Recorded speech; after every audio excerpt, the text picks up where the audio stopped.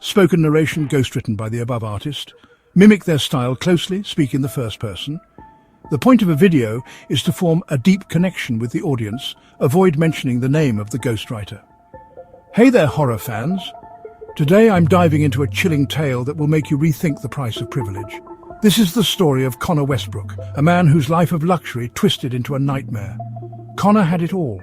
Born into a family whose wealth had been built on his grandfather Reginald Westbrook's invention of particle board, money was never an issue. Home Depot bought Reginald's product in bulk, and the Westbrook coffers never ran dry. Connor grew up entitled, craving nothing but more luxury. But that's when things started to go wrong. The checks were getting smaller each quarter, and Connor had no clue why. Bad investments, terrible business deals, and a series of overpriced art purchases were draining his fortune. But the worst part was Selena, his girlfriend, with an almost supernatural allure. She made him feel alive with just a glance. Her touch burned, but he couldn't pull away. He didn't want to. He was terrified of losing her, terrified of what might happen if he did. But the money was running out, fast. One night Selena came to his mansion. She was radiant, almost otherworldly. The room felt colder as she stepped through the door. Her smile sent a wave of discomfort rippling through him. "I think you're ready now," she said, her voice too calm, too sweet. Her gaze pierced him, and he felt it deep in his bones. He knew what was coming, the proposal. It wasn't just a gesture anymore. It wasn't about love. It never had been. He was about to make a pact.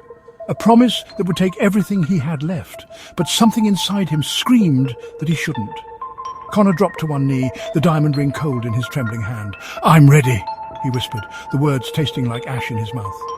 Her lips curled into a smile that made the air grow colder still. She stepped closer, her body shifting as if it weren't entirely human, her eyes darkening with something ancient. "Say it, Connor," she purred. "Say you'll give me everything." His heart pounded, sweat running down his face. He wanted to pull away, but her presence was magnetic, like a trap he couldn't escape. And then the whispers started. Low, guttural voices echoing from the shadows of the mansion. They weren't hers, they weren't human. "Say it. You owe it to her, you owe it to us." His vision blurred, the walls of his mansion seeming to distort, as if the very fabric of reality was starting to unravel. A cold darkness closed in around him, a presence growing more oppressive by the second. He couldn't breathe. The weight of his grandfather's fortune, his family's legacy, and his promises to Selena were suffocating him. The price was finally being demanded. "I'll give you everything," he muttered, his lips moving without his consent. "I'll give you my soul, my life. I belong to you, Selena." As soon as he said it, the air shifted violently. The mansion began to crack, the foundation groaning as if the house itself was alive, stretching, twisting. The chandelier above them swayed ominously, the bulbs flickering like the last dying breaths of something ancient. And then Selena's face changed. Her smile stretched unnaturally wide, her eyes turning black, completely black. She was no longer human. The darkness around her deepened as the mansion seemed to bend, as if reality itself was tearing. "You should have known better," she hissed, her voice now distorted, an inhuman growl.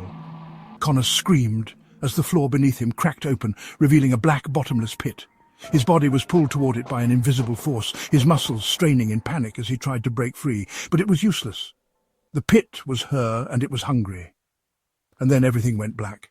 Connor never saw Selena again, nor did he ever feel the comfort of wealth or security. The mansion was silent, empty, except for the whispers that still echoed in the walls, waiting for the next soul to give everything. Thanks for watching, and remember, sometimes the price of luxury is more than you can afford. See you next time.